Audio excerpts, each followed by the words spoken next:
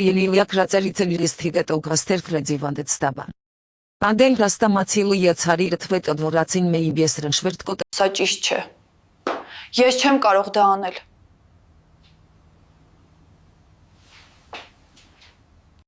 Ինչպես կարող էր այսպիսի բան պատահել։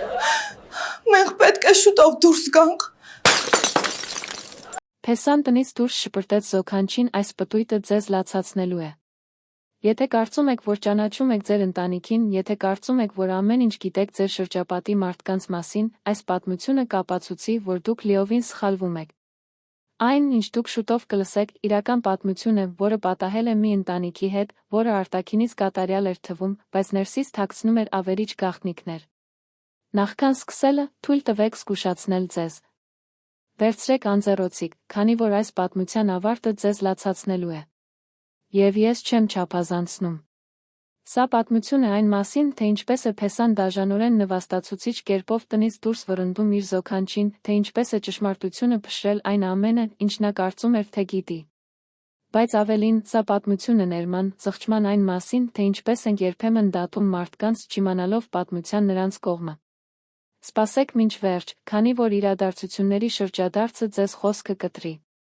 Մինչ շարունակելը, եթե սիրում եք սրտառուչ իրական պատմություններ, բաժանորդագրվեք ալիքին միացրեք ծանուցումները, որպեսզի բաց չթողնեք նման հետաքրքիր պատմություններ, թողեք հավանում կիսվեք այն նրանց հետ, ովքեր պետք է լսեն սա, եւ հիմա, եկեք անդրադառնանք այն պատմությանը, որը ընդմիշտ կփոխի ձեր պատկերացումները ընտանիքի մասին։ Ամեն ինչ սկսվեց մի կիրակի առավոտ։ Հելենան 62 տարեկան էր, գրեթե 3 տարի ապրում էր իր դստեր, Կարլայի Փեսա Ռոբերտոյի հետ։ Տունը փոքր էր, պարզ երկհարկանի տուն, բանվորական թաղամասում, բայց այն բավարար էր նրանց երեքի համար։ Կամ գոնե Հելենան այդպես էր մտածում։ Հելենան այրյանալուց հետո տեղափոխվել էր դստեր տուն։ Նրա ամուսինը, Անտոնիոն, մահացել էր քաղցկեղից, նրան թողնելով միայն հիվանդանոցային ծախսերի։ Նրա կենսաթոշակը չնչին էր, ընդամենը նվազագույն աշխատավարձ, որը հազիվ էր ծածկում բարձր արյան ճնշման շաքարախտի դեղորայքը։ Նրա միակ դուստրը, Կարլան, պնդել էր, որ նա վաճառի իր ապրած տունը գա ապրելու իր Ռոբերտոյի հետ։ Սկզբում ամեն ինչ կատարյալ էր թվում։ Ռոբերտոն բարի էր, քաղաքավարի միշտ շպիտով էր դիմավորում Հելենային։ Նա աշխատում էր որպես մենեջեր շինանյութերի խանութում, համեմատաբար լավ էր վաստակում։ Կարլան աշխատում էր որպես վարչական օգնական բժշկական կլինիկայում։ Միասին նրանք ապրում էին հարմարավետ կյանքով, առանց շքեղության, բայց նա առանց կարիքների։ Հելենան փորձում էր օգնել ամեն ինչով, ինչ կարող էր։ Նա եփում էր, մաքրում տունը, լվացք անում։ Նա վաղ էր արթնանում նախաճաշ պատրաստելու Կարլայի Ռոբերտոյի համար, նախքան նրանց աշխատանքի գնալը։ Նա սպասում էր նրանց, ընթրիքը պատրաստած վիճակում, երբ նրանք վերադառնում էին։ Հանգստյան օրերին նա պատրաստում էր տորթեր քաղցրավենիք, որոնք Ռոբերտոն սիրում էր։ Նա կարծում էր, որ իր ներդրումն է ունենում, որ օգտակար է լինում։ Բայց ճշմարտությունն այն է, որ Ռոբերտոն ավելի ու ավելի էր նյարդայնանում նրա ներկայությունից։ Նա դա բացահայտ չէր ասում, բայց Հելենան նկատեց։ Անհամբեր հայացքները, երբ նա խոսում էր ընթրիքի ժամանակ։ Ծանր հառաչանքը, երբ նա խնդրեց նրան իջեցնել հեռուստացույցի ձայնը, քանի որ այն չափազանց աղմկոտ էր։ Այն ձը, թե ինչպես նա աչքերը թարթեց, երբ նա մեկնաբանեց լուրերի մասին ինչ-որ բան։ Կարլան նույնպես տարբեր էր։ Ավելի հեռու, ավելի սառը։ Նա աշխատանքից տուն էր գալիս, հոգնած հազիվ էր խոսում մոր հետ։ Նա փակվում էր իր սենյակում Ռոբերտոյի Հելենայի հետ, լսելով խլացված վեճեր, բայց երբեք չէր կարողանում հասկանալ, թե ինչի մասին էին նրանք խոսում։ Նա զգում էր, որ ինչ-որ բան այն չէ, բայց չգիտեր ինչ։ Մի գիշեր Հելենան ծարավից արթնացավ, իջավ ներք, խոհանոց ջուր բերելու։ Գիշերվա գրեթե 2-ն էր։ Երբ նա անցնում էր հյուրասենյակով, լսեց ձայներ Կարլայի Ռոբերտոյի ննջասենյակից։ Դուռը կիսաբաց էր, նա ակամա լսեց նրանց։ Ես այլս չեմ կարողանում դիմանալ, Կարլա։ Քո մայրը մեզ կործանում է։ Մենք այլս անձնական կյանք չունենք այս տանը։ Դա Ռոբերտոյի ձայնն էր, կոպիտ ու զայրացած։ Ռոբերտո, խնդրում եմ, նա գնալու տեղ չունի։ Նա իմ մայրն է, պատասխանեց Կարլան, բայց նրա ձայնը թույլ էր, համոզմունքից զուրկ։ Ինչ կլինի, եթե նա քո մայրն է։ Մեզ մեր սեփական կյանքն է պետք։ Նա ամբողջ օրը այստեղ է, խառնվում է մեր գործերին, խառնվում ամեն ինչի։ Ես աշխատանքից հոգնած տուն եմ գալիս, ստիպված եմ անընդհատ լսել նրա խոսակցությունները։ Ես քեզ հետ չեմ ամուսնացել նրա որդին դառնալու համար։ Բայց ինչ եք ուզում, որ անեմ։ Մորս փողոց դուրս շպրտեմ։ Ես ուզում եմ, որ դու նրան տեղավորես ծերանոցում, Կարլա։ Շուրջը մի քանի լավ ծերանոցներ կան։ Մենք կարող ենք ցածր ամսական վճար վճարել, նա կունենա իր տարիքի մարդկանց ընկերակցությունը, դա բոլորի համար ավելի լավ կլինի։ Հելենան զգաց, որ ոտքերը թուլանում են։ Նա հենվեց պատին, սիրտը արագանում էր, ձեռքերը դողում։ Արցունքները սկսեցին հոսել նրա դեմքով։ Հոգեբուժարան։ Ձեզ հոգեբուժարան էին ուզում ուղարկել։ Նա, ով միայնակ էր մեծացրել Կարլային, այն բանից հետո, երբ հայրը լքել էր նրանց երկուսին էլ, երբ Կարլան ընդամենը 5 տարեկան էր։ Նա, ով միաժամանակ 3 աշխատանք էր կատարել, դստերը կրթություն, սնունդ հագուստ ապահովելու համար։ Նա, ով հրաժարվել էր իր սիրային կյանքը վերակառուցելուց, ամբողջությամբ նվիրվելու Կարլայի դաստիարակությանը։ Ռոբերտո, չգիտեմ, թող մտածեմ։ Կարլայի ձայնը հիմա արցունքոտ էր։ Կարլա, մտածելու բան չկա։ Կամ նա է հեռանում, կամ ես։ Ընտրիր։ Ուզում ես ամուսնացած մնալ ինձ հետ, թե՞։ Ուզում ես ամբողջ կյանքում հոգ տանել մորթ մասին։ Լռություն։ Երկար, ցավոտ լռություն։ Հելենան հույս ուներ, որ Կարլան կպաշտպանի իրեն, որ նա երբեք չի լքի իր մորը։ Բայց այն, ինչ նա լսեց, ամեն ինչից ավելի վատն էր։ Լավ։ Ես նրա հետ կխոսեմ։ Հելենան լուր բարձրացավ աստիճաններով, մտավ իր զբաղեցրած փոքրիկ սենյակը, նետվեց մահճակալին, լուր լաց լինելով, որպեսզի ոչ ոք չլսի իրեն։ Նա լաց եղավ ամբողջ գիշեր։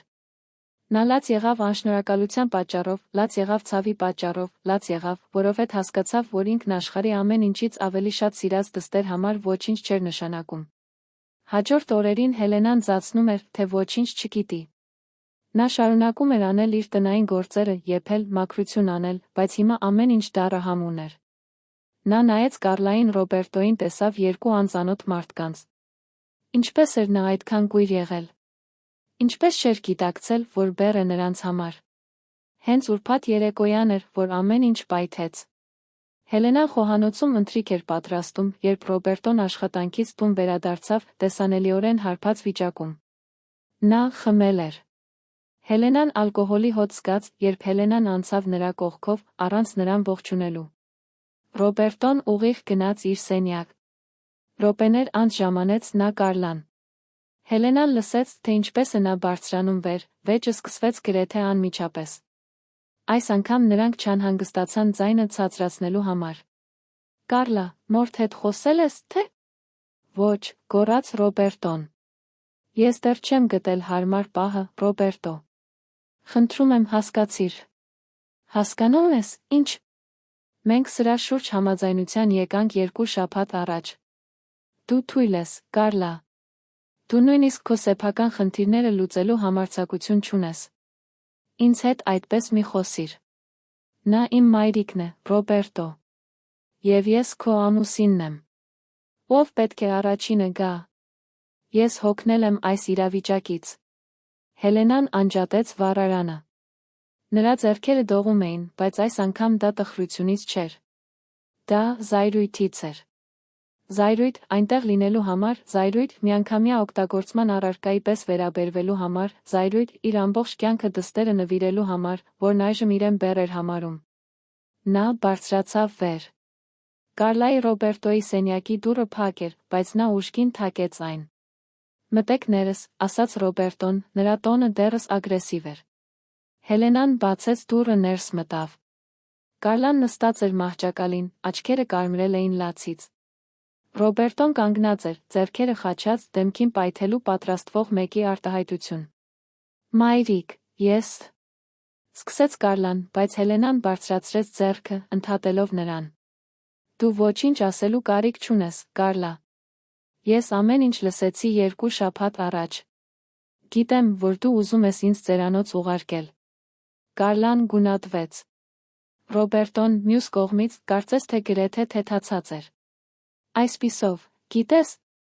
հիանալի է։ Դա հեշտացնում է գործը, ասաց Ռոբերտոն, առանց ամոթի կամ զղջման նշույլի։ Ռոբերտո, Կարլան ապշած նայեց ամուսնուն։ Ինչ, Կարլա։ Հիմա, երբ ամեն ինչ բաց է, եկեք մեկընդմիշտ լուծենք սա։ Տիկին Հելենա ողջունելի է, բայց ճշմարտությունն այն է, որ այս տունը չափազանց փոքր է 3 մեծահասակների համար։ Մեզ անհրաժեշտ է մեր տարածքը, մեր ամուսնությունը։ Հասկանում եք, չէ՞։ Հելենան Ռոբերտոին նայեց այնպիսի հանգստությամբ, որը զարմացրեց նույնիսկ իրեն։ Հետո նա նայեց Կարլային, որը չէր կարողանում ստիպել իրեն նայել նրա աչքերի մեջ։ Լավ հասկանում եմ, Ռոբերտո։ Հասկանում եմ, որ դուք երկուստ էլ եսասեր ու անշնորհակալ եք։ Հասկանում եմ, որ դու, Կարլա, մոռացել ես այն ամենը, ինչ ես արել եմ քեզ համար։ Մոռացել ես այն գիշերները, որ ես արթուն եմ անցկացրել, երբ դու հիվանդ էիր։ Մոռացել ես, որ ես աշխատել եմ մինչ ոսկորներս ցավեն, որպեսզի դու երբեք քաղցած չմնաս։ Մոռացել ես, որ ես զոհաբերել եմ իմ սեփական կյանքը, որպեսզի դու կարողանաս ավելի լավ կյանք ունենալ։ Մայրիկ, այդպես չէ։ Կարլան հիմա լաց էր լինում։ Ոչ, Կարլա։ Հենց այդպես էլ կա։ Եվ գիտես ինչ։ Ես քո կյանքը հեշտացնելու եմ։ Ես լքում եմ այս տունը։ Այսօր։ Այդպիսով դուք կարող եք ունենալ այն ամբողջ գաղտնիությունը, որը երկուստ էլ ցանկանում եք։ Տիկին Հելենա, այսօր դուրս գալու կարիք չկա, մենք կարող ենք։ Սկսեց Ռոբերտոն, բայց Հելենան ընդհատեց նրան։ Ես հիմա գնում եմ։ Ես չեմ ուզում 1 րոպե էլ անցկացնել այս տանը, որտեղ ես ակնհայտորեն ողջունելի չեմ։ Հելենան դուրս եկավ սենյակից գնաց իր սենյակի մոտ։ Նա մահճակալի տակից վերցրեց մի հին ճամպրուկ սկսեց հագուստը նետել ներս։ Շատ իրեր չկային։ Նրա ամբողջ կյանքը տեղավորվում էր 1 ճամպրուկի 2 մթերային պայուսակի մեջ։ Որքան տխուր էր, մտածեց նա։ 62 տարվա կյանք, նա ուներ միայն հին հագուստ մի քանի անձնական իրեր։ Կարլան հայտնվեց սենյակի դռան մեջ, դեմքը լի էր արցունքներով։ Մայրիկ, խնդրում եմ, մի արա սա։ Կարող ենք խոսել, լուծում գտնել։ Լուծումը իմ հեռանալն է, Կարլա։ Դա է, ինչ դու քո ամուսինն եք ուզում։ Ահա թե ինչ է լինելու։ Ուր ես գնում։ Չգիտեմ։ Բայց դա քո խնդիրը չէ, այնպես չէ։ Դու ես ընտրել քո ամուսնուն։ Հիմա դու ապրում ես այդ ընտրության հետ։ Հելենան ավարտեց իր իրերը հավաքելը։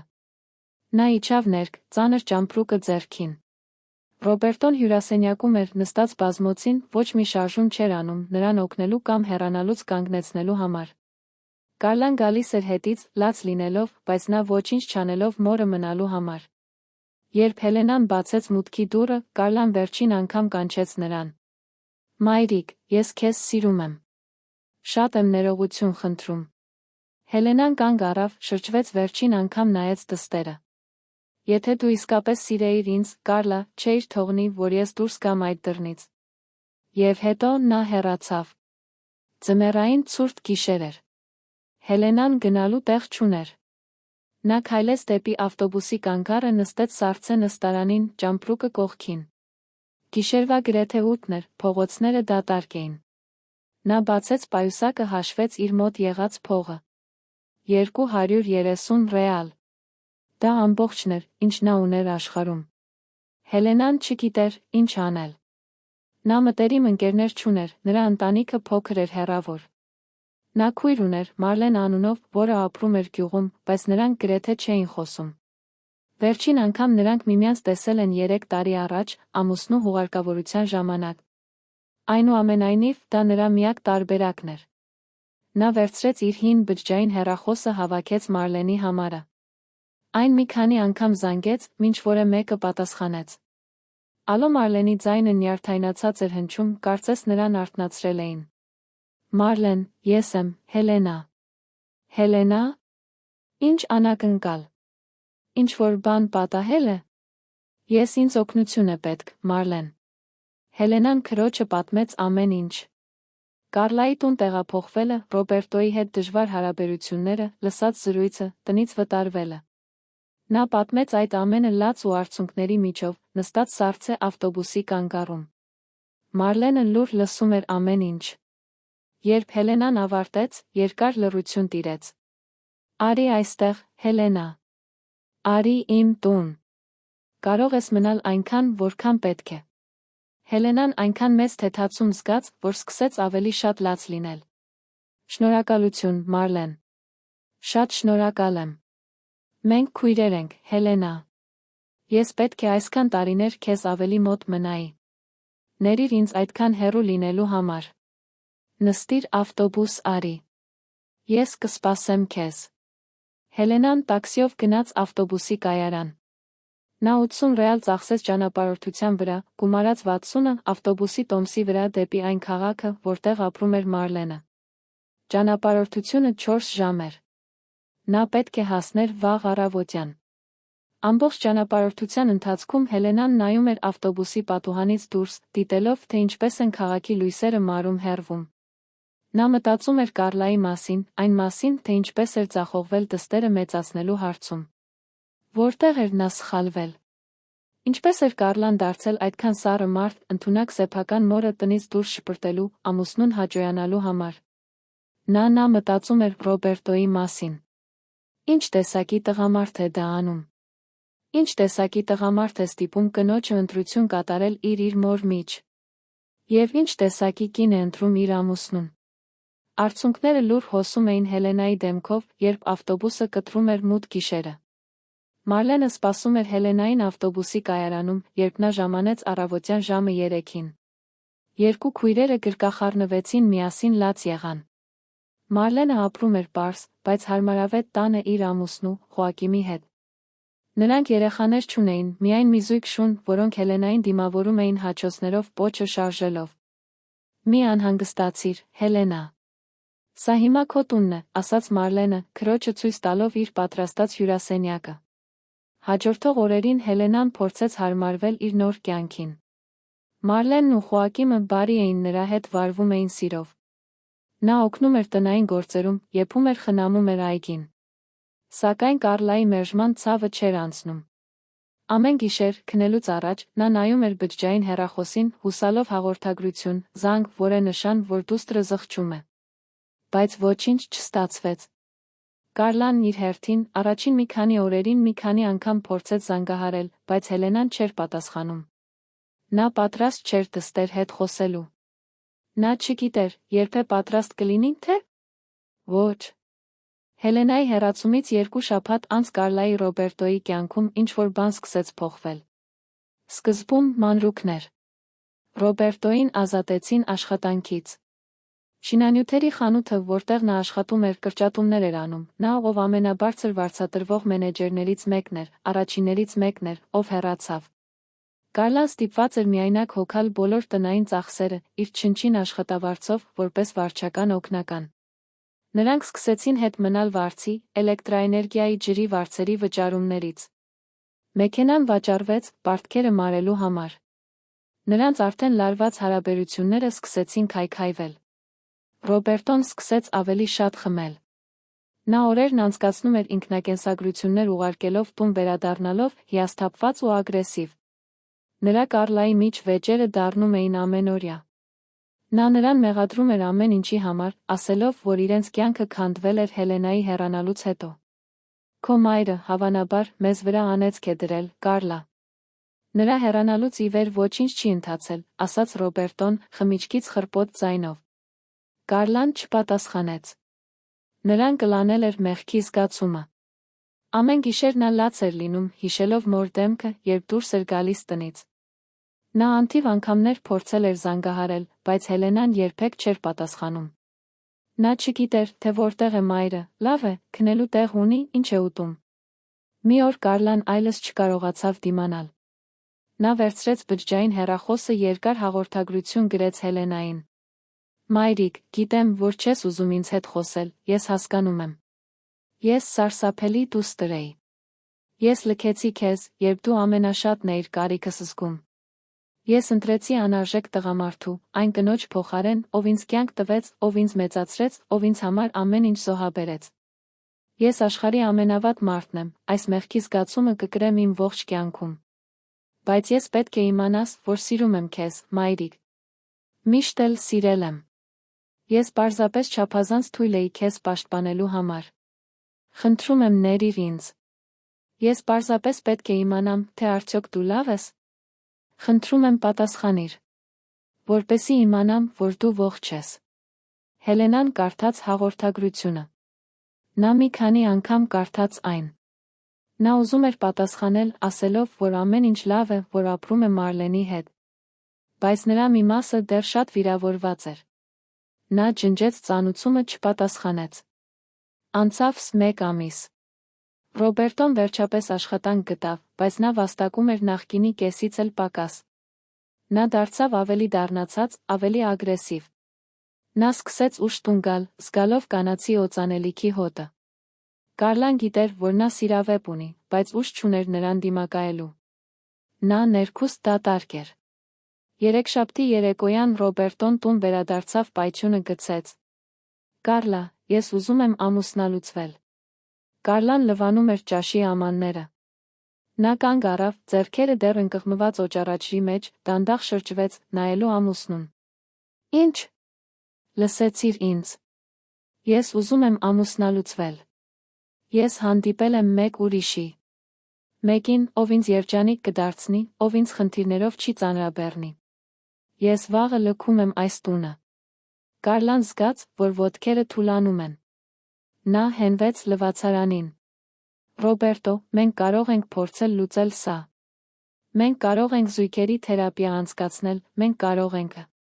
Ես չեմ ուզում ոչինչ լուծել, Կարլա։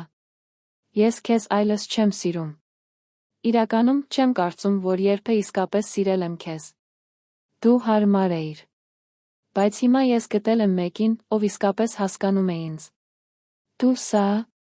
Ես անում ինձ հետ։ Ամեն ինչից հետո։ Այն բանից հետո, երբ ես քո պատճառով մորս տնից դուրս վրընդեցի։ Ռոբերտոն ուսերը թոթվեց։ Ես քեզ չեմ ասել սա անել։ Դու ես ընտրել դա անելը։ Այդ խոսքերը հարվածի պես հարված էին Կարլայի որովայնին։ Նա քանդել էր իր հարաբերությունները մոր հետ մի տղամարդու պատճառով, որն այժմ լքում էր իրեն, նույնիսկ աչքը չթարթելով։ Ինչ հիմար էր նա եղել։ Ինչ կույր։ Ինչ հիմար։ Հաջորդ օրը Ռոբերտոն տնից դուրս եկավ, վերցնելով իր հագուստը մի քանի անձնական իրեր։ Նա Կարլային մենակ թողեց այդ տանը, բոլոր ժամկետանց հաշիվներով, բոլոր պարտքերով, ամբողջ դատարկությամբ։ Կարլան ընկավ դեպրեսիայի մեջ։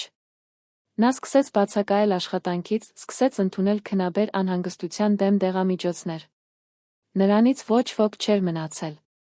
Մայրը չէր խոսում նրա հետ, ամուսինը լքել էր նրան, նա իսկական ընկերներ չուներ։ Նա լիովին միայնակ էր։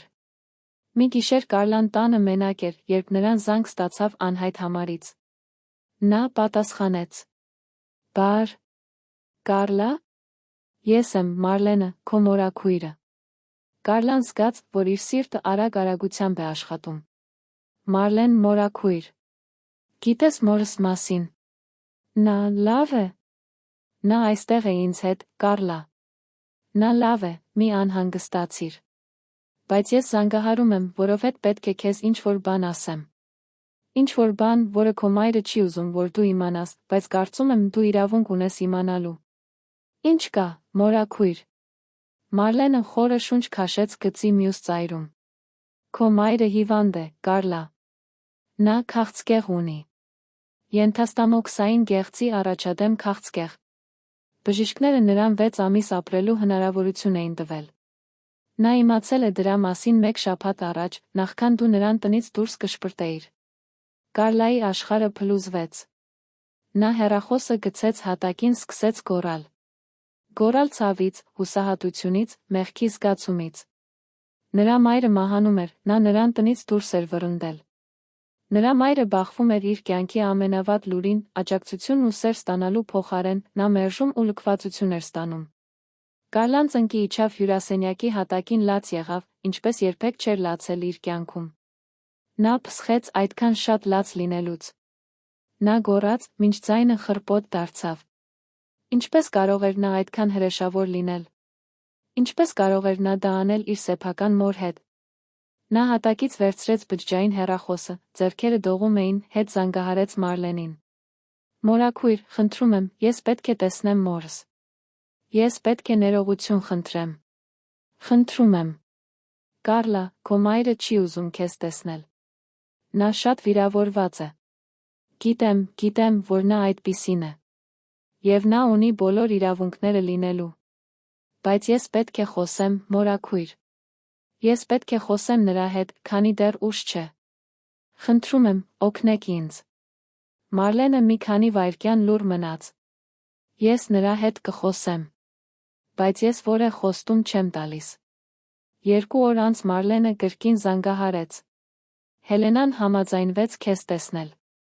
Բայց նա ուզում է, որ դու այստեղ գաս։ Կարլան 2 անգամ չմտածեց։ Նա 1 շաբաթով արձակուրդ խնդրեց աշխատանքից, վերցրեց իր բոլոր խնայողությունները, ավտոբուսի տոմս գնեց 4 ժամվա ճանապարհ ընկավ դեպի Մարլենի քաղաքը։ Երբ Կարլան ժամանեց Մարլենի տուն, ուրբաթ օրվա ժամը 4-ն էր։ Մարլենը բացեց դուռը, գրկեց նրան։ Նա հետի սենյակում է։ Հանգստացիր, Կարլա։ Նա շատ փխրուն է։ Կարլան քայլում էր տան միջանցքով, սիրտը այնքան ուժեղ էր բաբախում, որ թվում էր, թե կպայթի կրծքից։ Նա հասավ ննջասենյակի դռանը, թեթակի թակեց։ Մտիր ներս, Հելենայի ձայնը թույլ էր։ Կարլան բացեց դուռը, տեսածը ներսից կոտրեց նրան։ Հելենան պառկած էր մահճակալին, շատ ավելի նիհար, քան 2 ամիս առաջ տնից դուրս գալուց հետո։ Նրա դեմքը գունատ էր, աչքերը խորասուզված, մաշկը դեղնավուն։ Նա այնպիսի տեսք ուներ, կարծես 2 ամսում 10 տարով ծերացել էր։ Մայրիկ։ Կարլան հազիվ էր կարողանում խոսել։ Հելենան անհույս հայացքով նայում էր դստերը։ Դու եկար։ Կարլան վազեց դեպի մահճակալը, ծնկի իջավ մոր կողքին, բռնելով նրա թույլ ձեռքերը։ Մայրիկ, ներիր ինձ։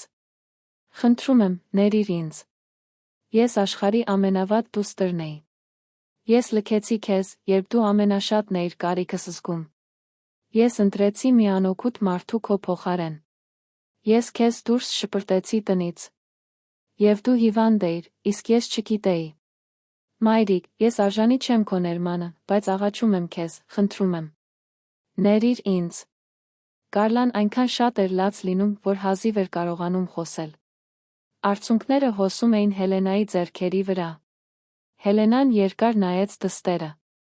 Ապա դանդաղ բարձրացրեց ձեռքը, շոյեց Կարլայի դեմքը։ Ես արդեն ներել եմ քեզ, աղջիկս։ Ես ներեցի քեզ հենց այն օրը, երբ դուրս եկա տնից։ Ինչպես կարող ես ներել ինձ, մայրիկ։ Այն ամենից հետո, ինչ ես արել եմ։ Որովհետև դու իմ դուստրն ես, Կարլա։ Եվ մայրը միշտ ներում է։ Միշտ։ Անկախ նրանից, թե ինչ է պատահում։ Երկուսը երկար ժամանակ լաց էին լինում միմյանց գրկում։ Կարլան անընդհատ ներողություն էր խնդրում, իսկ Հելենան իր թույլ ձայնով կրկնում էր, որ արդեն ներել էր նրան։ Մայրիկ, ես հիմա քեզ կխնամեմ։ Ես կմնամ այստեղ, կտանեմ քեզ լավագույն բժիշկների մոտ, մենք միասին կպայքարենք այս հիվանդության դեմ։ Հելենան տխուր ժպտաց։ Այլս կռիվ չկա, Կարլա։ Քաղցկեղը չափազանց առաջադեմ է։ Բժիշկները հստակ ասացին։ Ինձ շատ ժամանակ չի մնացել։ Մի ասա դա, մայրիկ։ Մենք կգտնենք բուժում, մենք կգտնենք։ Կարլա, նայիր ինձ։ Հելենան ձեռքերի մեջ բռնեց դստեր դեմքը։ Ես խաղաղության մեջ եմ։ Ես հաշտվել եմ քեզ հետ, ինչը միակ բանն էր, որ ինձ այստեղ էր պահում։ Ես պատրաստ եմ։ Ես պատրաստ չեմ քեզ կորցնելուն, մայրիկ։ Ոչ ոք երբեք իսկապես այնտեղ չէ, աղջիկս։ Բայց դա կյանքն է։ Մենք ծնվում ենք, ապրում ենք, մահանում։ Կարևորը այն է, թե ինչպես ենք ապրում։ Եվ ես ապրել եմ քեզ համար։ Եվ ես ոչնչի համար չեմ զղջում։ Կարլան մնաց Մարլենի տանը, հոգ տանելով մոր մասին։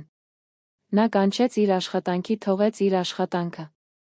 Նրան այլս ոչնչի մասին չէր հետաքրքրում, բացի Հելենայի կողքին լինելուց։ Նա վաճառեց իր ամբողջ ունեցվածքը, տունն, կահույքը, այդ գումարն օգտագործեց մոր պալիատիվ խնամքի համար վճարելու, որպեսզի նա իրեն հարմարավետ զգա։ Օրերն անցնում էին։ Հելենան ավելի ու ավելի էր թուլանում։ Կային լավ օրեր, երբ նա կարող էր նստել այգու ճոճաթոռին Կարլայի հետ խոսել կյանքի, հին հիշողությունների, ափսոսանքների, ուրախությունների մասին։ Կային նա վատ օրեր, երբ նա նույնիսկ չէր կարողանում անկողնուց վեր կենալ, երբ ցավն այնքան ուժեղ էր, որ նույնիսկ ամենաուժեղ դեղամիջոցները չէին թեթացնում այն։ Կարլան միշտ մոր կողքին էր։ Նա կերակրում էր նրան, լողացնում, փոխում էր անկողնային պարագաները, բռնում էր նրա ձեռքը ցավերի ժամանակ։ Նա անում էր այն ամենը, ինչ չէր արել, երբ պետք է աներ։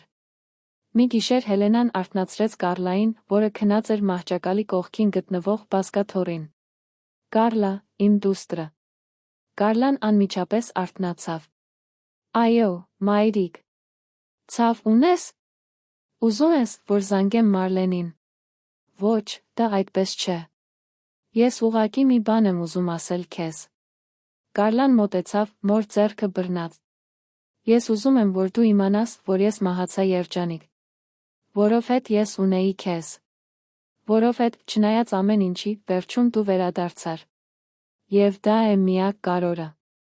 Մայրիկ, այդպես մի խոսիր։ Դու չես մահանալու։ Կարլա, գիտենք, որ ես գնում եմ։ Դա կարող է լինել այսօր, վաղը, մեկ շաբաթից։ Բայց դա տեղի կունենա։ Եվ ես ուզում եմ, որ դու իմանաս, որ ես սիրում եմ քեզ։ Ես միշտ սիրել եմ քեզ։ Եվ միշտ կսիրեմ, որտեղ էլ որ լինեմ։ Ես էլ քեզ եմ սիրում, մայրիկ։ Այս աշխարհում ամեն ինչից առավել։ Գիտեմ, աղջիկս։ Ես միշտ էլ գիտեի։ Հելենան մահացավ 3 օր անց, մի արոտ առավոտյան, երբ Կարլան բռնել էր նրա ձեռքը։ Նա պարզապես փակեց աչքերը, դադարեց շնչել, դեմքին թեթ ժպիտով, կարծես վերջապես խաղաղություն էր գտել։ Կարլան օրեր շարունակ լաց եղավ։ Նա լաց եղավ հոգեհանգստի ժամանակ, լաց եղավ հուղարկավորության ժամանակ, լաց եղավ միայնակ իր սենյակում։ Նա լաց եղավ կորցրած ամեն ինչի համար, վատնված ամբողջ ժամանակի համար, չասված բոլոր բառերի համար։ Հուղարկավորությունից հետո Մարլենը ծրար տվեց Կարլային։ Քո մայրը խնդրեց, որ սա քեզ տամ իր գնալուց հետո։ Կարլան դողացող ձեռքերով բացեց ծրարը։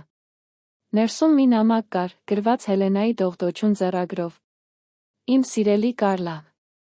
եթե սա կարդում ես, դա նշանակում է, որ ես արդեն մահացել եմ։ Շատ մի լացիր ինձ համար, աղջիկս։ Ես լավ կյանքով եմ ապրել։ Ես ունեցել եմ դժվար պահեր, բայց նա շատ ուրախություններ։ Եվ դու իմ ամենամեծ ուրախությունն էիր։ Ուզում եմ, որ իմանաս, որ ես երբեք քեզ չեմ մեղադրել կատարվածի համար։ Գիտեմ, որ դու ճնշման տակ էիր, որ փորձում էիր փրկել քո ամուսնությունը։ Դու արեցիր այն, ինչ այդ պահին ճիշտ էիր համարում։ Եվ ես ներեցի քեզ։ Հիմա ես ուզում եմ, որ դու ինձ մի խոստում տաս։ Խոստացիր, որ կապրես քո կյանքը լիարժեք։ Խոստացիր, որ կլինես երջանիկ։ Խոստացիր, որ կգտնես մեկին, ով իսկապես կգնահատի քեզ, ով իսկապես կսիրի քեզ։ Խոստացիր, որ եթե մի օր երեխաներ ունենաս, նրանց կսովորեցնես սիրո, ընտանիքի, ներման մասին։ Ես քեզ համար Մարլենի մոտ մի փոքր գումար թողեցի։ Դա շատ չէ, բայց դա այն ամենն է, ինչ ես կարողացա խնայել իմ թոշակից այն ամիսների ընթացքում, որ ես նրա հետ ապրեցի։ Օգտագործեք այս գումարը, կյանքը նորից սկսելու համար։ Գնեք մի փոքրիկ տուն, վերադարձեք ուսման, իրականացրեք ձեր երազանքները։ Եվ ամենակարևորը, ներեք ինքներդ ձեզ։ Գիտեմ, որ դուք կրում եք մեղքի հսկայական բեռ, բայց ուզում եմ, որ դուք իմանաք, որ ես մահացա խաղաղ, երջանիկ, դստերս կողքին։ Դուք ինձ տվեցիք ամենամեծ նվերը իմ վերջին օրերին, ձեր սերը, ձեր ներկայությունը, նա ձեր ներողամտությունը։ Շնորհակալ եմ վերադարձի համար, դուստրս։ Շնորհակալ եմ, որ թույլ տվեցիր ինձ հեռանալ, իմանալով, որ դու լավ ես, որ մենք հաշտվել ենք։ Ես միշտ կլինեմ քեզ հետ, քո սրտում, քո հիշողություններում, քո կայացրած յուրաքանչյուր ընտրության մեջ։ Ես քեզ սիրում եմ, Հավիտյան։ Նրա մայրը, Հելենան։ Կարլան ավարտեց նամակի ընթերցումը, դեմքը լի արցունքներով։ Նա թուղթը սեղմեց կրծքին լաց եղավ, ինչպես երբեք չէր լացել։ Բայց այս անգամ, ցավի մեջ, կար նա երախտագիտություն։ Երախտագիտություն, որ հնարավորություն ունեցա հրաժեշտ տալու, ներողություն խնդրելու, վերջին անգամ ասելու «սիրում եմ քեզ»։ Կարլան օգտագործեց Հելենայի թողած գումարը, սկսեց նոր կյանք։ Նա տեղափոխվեց Մարլենի քաղաք, գնեց մի փոքրիկ տուն, վերադարձավ դպրոց։ Նա գնաց թերապիայի, մեղքի զգացումն ու կորուստը հաղթահարելու համար։ Նա սովորեց ներել ինքն իրեն։ 3 տարի անց Կարլան աշխատում էր որպես բուժքույր հիվանդանոցում, երբ հանդիպեց Դանիելին բարի կարեկից բժշկի։ Նրանք սկսեցին հանդիպել, 1 տարի անց ամուսնացան։ Դա պարզ հարսանիք էր, բայց սիրով լի։ Կարլան ուներ 2 երեխա, մի աղջիկ, որին նա անվանեց Հելենա, մի տղա, որին նա անվանեց Անտոնիո, ի պատիվ նրա տատիկի պապիկի։ Նա իր երեխաներին մեծացրեց այն արժեքներով, որոնք նրան սովորեցրել էր մայրը՝ սեր, հարգանք, երախտագիտություն, ընտանիք, ամեն ինչից վեր։ Եվ ամեն գիշեր, քնելուց առաջ, Կարլան նայում էր Հելենայի լուսանկարին իր մահճակալի կողքի սեղանին ցածր ձայնով ասում. «Շնորհակալ եմ, մայրիկ։ Ամեն ինչի համար։ Ինձ սիրելու համար, նույնիսկ երբ ես դրան արժանի չէի։ Ինձ ներելու համար։ Ինձ սովորեցնելու համար, թե ինչն է իրականում կարևոր կյանքում։ Խոստանում եմ, որ ամեն օր կպահեմ քո հիշատակը։ Ես սիրում եմ քեզ»։ Ինչ վերաբերում է Ռոբերտոին, Կարլան այլս երբեք նրանից լուր չստացավ։ Նա ծանոթներից լսել էր, որ նրա հարաբերությունները մյուս կնոջ հետ երկար չեն տել, որ նա միայնակ է դառնացած։ Բայց նա զայրույթ չէր զգում նրա նկատմամբ։ Իրականում, նա նույնիսկ որոշ առումով երախտապարտ էր։